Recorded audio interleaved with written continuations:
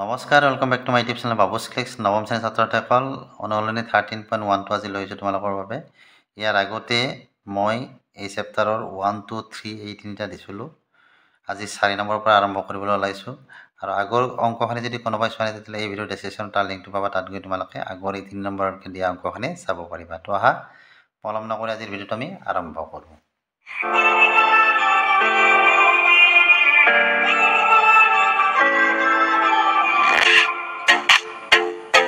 তো 4 নম্বৰটোত দিয়া আছে কি, কোনো এটা পাত্ৰত থকা ৰংখিনি 9.375 বৰ্গমিটাৰ কালি ঠাইটুকুৰা ৰং কৰাৰ বাবে পৰ্যাপ্ত। তাৰমানে এটা পাত্ৰত কিবা ৰং আছে আৰু সেই ৰংখিনিৰ ইমানখিনি বৰ্গমিটাৰ ঠাই ৰং কৰিব পাৰি। আমাক কি দিয়া আছে, 22.5 সেণ্টিমিটাৰ পূৰণ 10 সেণ্টিমিটাৰ পূৰণ 7.5 সেণ্টিমিটাৰ জোখৰ কিমান টুকুৰা ইটা এইখিনিৰে ৰং কৰিব পৰা যাব আমাক সুধিছে। তাৰমানে ইটা এক টুকুৰাৰ কি দিয়া আছে, দিশ, প্ৰস্থ আৰু উচ্চতা দিয়া আছে ইমান। তো এনেকুৱা কিমান টুকুৰা ইটা এই ৰংখিনিৰে ৰং কৰিব পৰা যাব তাক সুধিছে। আমি কি কৰিব লাগিব, এই ইটাটোৰ আমি কি ল'ব লাগিব, পৃষ্ঠকালি ল'ব লাগিব, হয়নে? ইটাটোৰ পৃষ্ঠকালি লৈ এইখিনিৰ পৰা আমি কি কৰিম, এই পৃষ্ঠকালিৰে এইখিনিক হৰণ দিব লাগিব। তো আমাক দিয়া আছিল কি, ইটাৰ দিশ ইমান দিয়া আছিল। আমি ধৰি লৈছোঁ যে লেট ইটাৰ দিশ অলপমান কিমান 22.5 সেণ্টিমিটাৰ, প্ৰস্থ বি সমান কিমান 10 সেণ্টিমিটাৰ আৰু উচ্চতা কিমান দিয়া আছে 7.5 সেণ্টিমিটাৰ। গতিকে ইটাটোৰ কালি কি হ'ব, ইটা কালি কিমান হ'ব আমাৰ, ইটাৰ কালি 2 ইনটু কি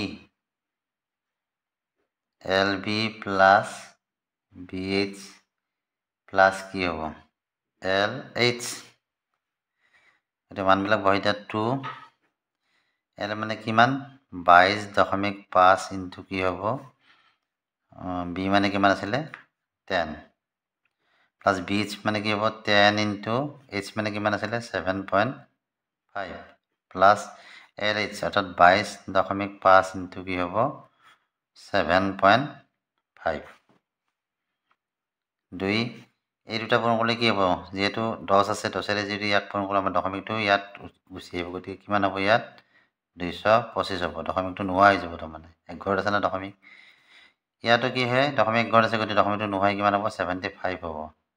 আৰু এই দুটা যদি পূৰণ কৰা কি পাবা 168 পূৰণ কৰি চাবা 0.75। আটাইকেইটা যোগ কৰা, এতিয়া যোগ কৰি 2ৰ লগত পূৰণ হ'ব। তো এইকেইটা যোগ কৰিলে আমি পাম 468.75। তাৰ লগত 2 পূৰণ হৈছিলে, গতিকে 2 পূৰণ কৰিলে আমি কিমান পাবা 5 দুগুণ 10, 10ৰ 0, 7 দুগুণ 14, 15, 5, তাৰপিছত কি 8 দুগুণ 16, 16 কিমান 17, 6 দুগুণ 12, 13, 7 দুগুণ 8, 9। তো কিমান পালোঁ 937.50,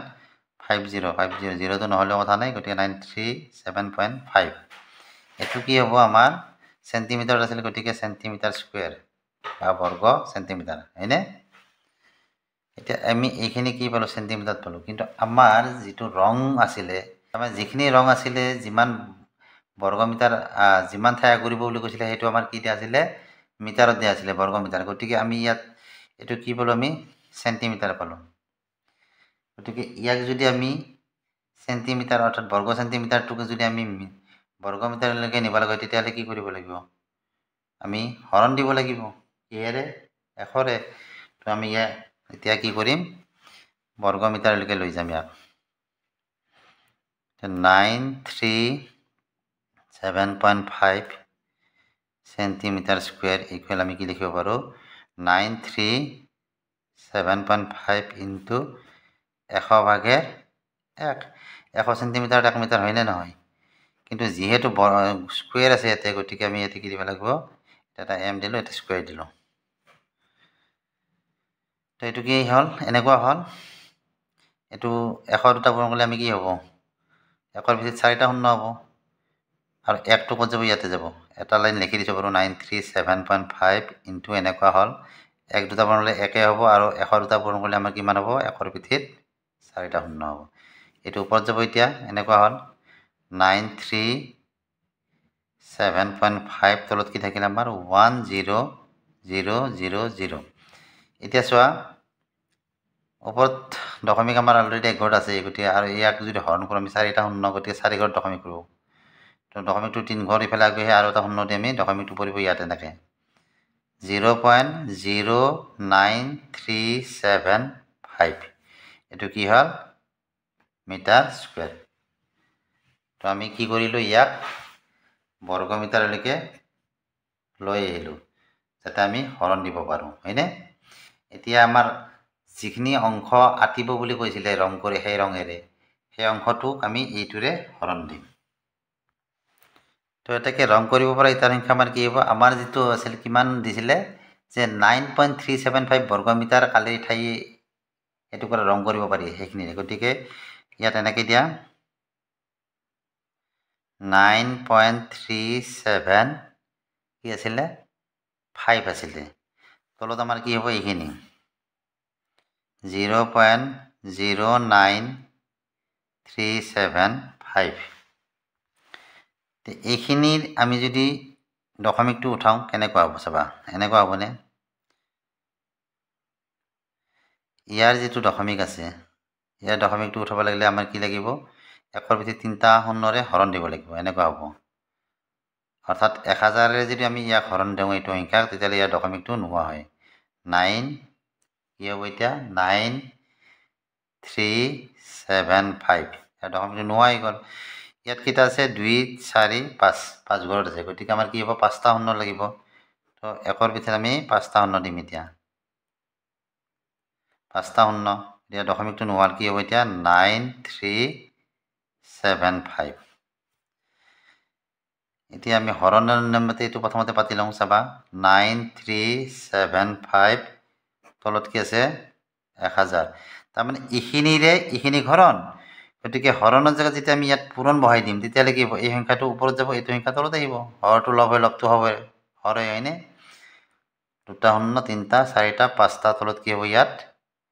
9375 কটা গ'ল ইয়াত 3টা শূন্য আছে গতিকে আমি ইয়াৰ কি কৰিব পাৰোঁ 3টা শূন্য কাটি দিব পাৰোঁ কি থাকিব 100 থাকিব কাটা কাটি যে আমাৰ কি থাকিল 100 তাৰমানে 100টা ইটা ৰং কৰিব পৰা যাব বুজি পাইছানে এনেকৈ কৰিলে এইখিনি তোমালোকে দেখা পোৱা নাছিলা নেকি এইখিনি এনেকুৱা হৈছিলে তো এইখিনিৰে হৰণ হৈ আছিলে হয়নে গতিকে আমি কি কৰিছোঁ এইখিনি প্ৰথম পাতি ল'লোঁ আৰু হৰণটোক যেতিয়া আমি পূৰণ কৰি দিওঁ কি হয় আমাৰ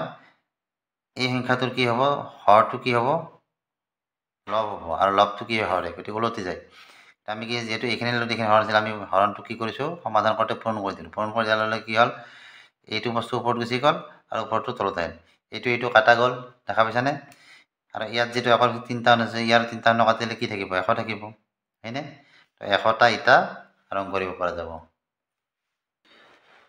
5 নম্বৰটো দিছে এটা ঘনক আকৃতিৰ বাকচৰ প্ৰতিটো কাষৰ দিশ 10 সেণ্টিমিটাৰ আৰু আন এটা আয়তীয় ঘনক আকৃতিৰ বাকচৰ দিশ 12.5 সেণ্টিমিটাৰ প্ৰস্থ 10 সেণ্টিমিটাৰ আৰু উচ্চতা 8 সেণ্টিমিটাৰ কোনটো বাকচৰ পাৰ্শ্বপৃষ্ঠকালি বেছি আৰু কিমান বেছি কোনটো বাকচৰ মুঠ পৃষ্ঠকালি কম আৰু কিমান কম আমি দুটাৰে কি কৰিব লাগিব প্ৰথমতে পাৰ্শ্বপৃষ্ঠকালি নিৰ্ণয় কৰিব লাগিব তাৰপিছত কোনটোৰ বেছি কোনটোৰ কম উলিয়াব লাগিব তাৰপিছত কি কৰিব লাগিব মুঠ পৃষ্ঠকালি দুটাৰে বাহিৰ কৰিব লাগিব তাৰপিছতে গম পোৱা যাব কোনটো বেছি কোনটো কম তো আমাক কি দিয়া আছে ঘনক আকৃতিৰ বাকচৰ দিশ আমি লেট কি লৈছোঁ a = 10 মিটাৰ তাৰমানে a কি বুজাইছে কাষৰ দিশ তাৰমানে বাকচটোৰ কাষৰ দিশ তো ঘনকটোৰ আমাৰ এই বাকচটোৰ আমাৰ কি পাৰ্শ্বপৃষ্ঠকালি কি হ'ব বাকচটোৰ পাৰ্শ্বপৃষ্ঠকালি আমাৰ কি হয় বাকচৰ পাৰ্শ্বপৃষ্ঠকালি অৰ্থাৎ কাৰ ঘনক আকৃতিৰ বাকচৰ পাৰ্শ্বপৃষ্ঠকালি হ'ব কি 4x² বুজি পাইছানে গতিকে ইয়াত 4 × a মানে কিমান 10 10 স্কুৱেৰ সমান কি হ'ব 4 × 100 = 400 সেণ্টিমিটাৰ স্কুৱেৰ কি পালোঁ আমি বাকচটোৰ পাৰ্শ্বপৃষ্ঠকালি আমি কিমান পালোঁ 400 সেণ্টিমিটাৰ স্কুৱেৰ কাৰ ঘনক আকৃতিৰ বাকচটোৰ আৰু আয়তীয় যিটো দিয়া আছে আয়ত বাকচটোৰ তাৰ দিক দিয়া আছে কিমান আয়ত ঘনক আকৃতিৰ বাকচৰ দিক দিয়া আছে 12.5 সেন্টিমিটাৰ প্ৰস্থ দিয়া আছে 10 সেন্টিমিটাৰ উচ্চতা দিয়া আছে 8 সেন্টিমিটাৰ গতিকে এইটোৰ আমাৰ কি আয়ত ঘনক আকৃতিৰ বাকচৰ পৃষ্ঠকালি কি হ'ব তো আয়ত বাকচটোৰ পাৰ্শ্বপৃষ্ঠকালি কি হ'ব 2l + b * h এইটো সূত্ৰ হয়নে এটা মানবিলাক বহাই দিয়া 2l + b l মানে কিমান আছিল আমাৰ 12.5 + b মানে কিমান আছিল 10 * h মানে কিমান 8 12.5 ৰ লগত 10 যোগ কৰিলে আমাৰ কিমান হ'ব 2 পূৰণ এনেকুৱা হ'বনে 12 আছে 22 22.5 * 8 তো এটা পূৰণ কৰা কিমান হ'ব প্ৰথমতে ধৰা 5 * 2 = 10 ৰ 0 2 * 2 = 4 = 5 আৰু 2 * 2 = 4 45.0 * 8 পূৰণ কৰিলে কিমান 8 × 5 = 40 ৰ 0 হাতত কিমান থাকিল 4 থাকিল 8 × 4 = 32 32 × 4 = 36 36 দশমিকটো ইফালে 0 আছে নালাগে গতিকে 36 সেন্টিমিটাৰ স্কয়াৰ তো আমি কি পালো আয়ত বাকচৰ পাৰ্শ্বপৃষ্ঠকালি কিমান পালো 360 সেন্টিমিটাৰ আৰু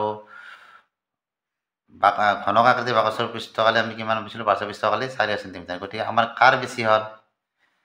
ঘনক আকৃতিৰ বাকচটোৰ পাৰ্শ্বপৃষ্ঠকালি বেছি হ'ল কিমান বেছি হ'ল 4 ৰ পৰা 360 বিয়োগ কৰিলে কিমান 40 সেন্টিমিটাৰ বৰ্গ সেন্টিমিটাৰ বেছি হ'ল এনেকৈ এতেকে ঘনক আকৃতিৰ বাকচটোৰ পাৰ্শ্বপৃষ্ঠকালি 40 সেন্টিমিটাৰ বৰ্গ সেন্টিমিটাৰ বেছি এইবাৰ আমাৰ কি মুঠ পৃষ্ঠকালি পাইছে এইটো 2 নম্বৰ আৰু এইটো আমাৰ কি আছিল এইটো যে কৰিলো প্ৰথমটো এইটো 1 নম্বৰৰ আনসাৰ আছিল তো 2 নম্বৰটো ঠিক তেনেকুৱা আমি সূত্ৰমতে কৰিম আমাক যেহেতু ইয়াত কি দিয়া আছিল a = আমাৰ কিমান দিয়া আছিল 10 সেন্টিমিটাৰ গতিকে আমাৰ বাকচটোৰ ঘনক আকৃতিৰ বাকচটো দেই প্ৰথমতে বাকচটোৰ ঘনক আকৃতিৰ এইটো বাকচটোৰ মুঠ পৃষ্ঠকালি মুঠ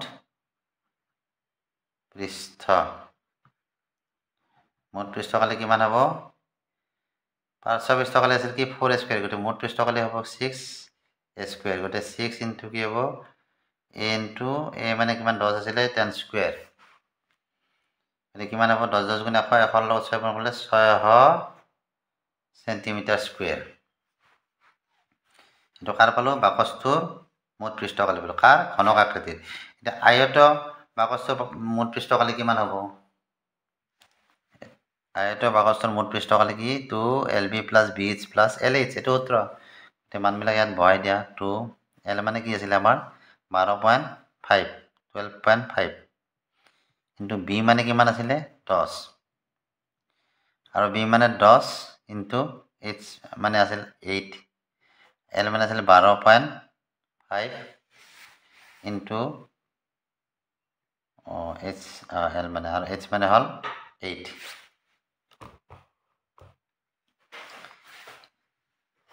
তো এইখিনি পূৰণ কৰা 2 ইনটু কি হ'ব 12.5 হল 10 পূৰণ কৰিলে কি হ'ব দশমিক এঘৰ যে গতিকে দশমিক নহ'ব এটা শূন্য আছে না 10ৰ ঘাতেৰে পূৰণ কৰিলে এইটোৱে সুবিধা কি হয় ইয়াৰ দশমিকটো উঠি যাব এতিয়া 125 হল 10 8 গুণ 80 হল আৰু এইটো পূৰণ কৰিলে কিমান হ'ব 8 5 গুণ 40 ৰ 0 8 গুণ 16 16 4 20 ৰ 0 8 গুণ 8 8 2 10 ইয়াত দশমিক এইটো নোহোৱা হল হয়নে তো যোগ কৰি দিয়া 100 আৰু 125 আৰু 100 যোগ কৰিলে 225 225 আৰু 80 যোগ কৰিলে কি হ'ব 305 305ক 2 পূৰণ কৰা 5 গুণ 10 ৰ 0 2 0 0 1 3 গুণ 6 600 কি হল এইটো 10 610 সেন্টিমিটাৰ স্কয়াৰ আৰু আমি এইটো কি পাইছিলো ঘনক আকৃতিৰ বাকচৰ আমি পৃষ্ঠকালি কিমান পাইছিলো 600 সেন্টিমিটাৰ স্কয়াৰ গতিকে কোনটো বেছি হল আয়ত ঘনকটোৰ মুঠ পৃষ্ঠকালি বেছি হল কিমান বেছি হল 10 সেন্টিমিটাৰ বেছি হল এনেকৈ লিখি দিবা এতেকে আয়তীয় আকৃতিৰ বাকচটোৰ মুঠ পৃষ্ঠকালি ঘনক আকৃতিৰ বাকচটোৰ মুঠ পৃষ্ঠকালিতকৈ বেছি কিমান বেছি 10 বৰ্গ সেন্টিমিটাৰ বেছি তো আজি এইখিনি লিখি দিলো ভিডিওটো বাকি ৰৈ যোৱা অংকখিনি নেক্সট ভিডিওত আৰম্ভ কৰিম ভিডিওটো চাই কেনে পালা জনাবা ভিডিওটো চাই ভাল লাগিলে ভিডিওটো লাইক কৰিবা চেনেলটো সাবস্ক্ৰাইব কৰিবা আজিলৈ বাই বাই